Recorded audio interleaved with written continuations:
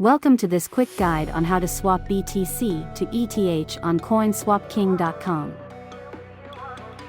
Start by entering the amount of BTC you want to exchange in the USend field. The calculator will automatically show you how much ETH you'll receive based on the current exchange rate.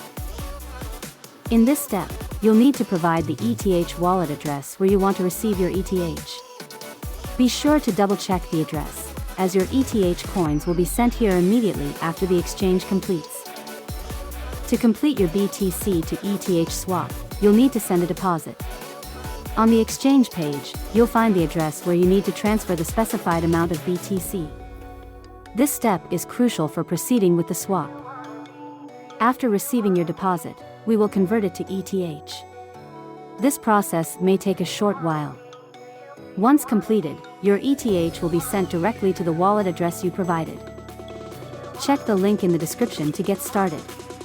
Swap thousands of coins instantly on CoinSwapKing.com. No sign up, no limits, no complications.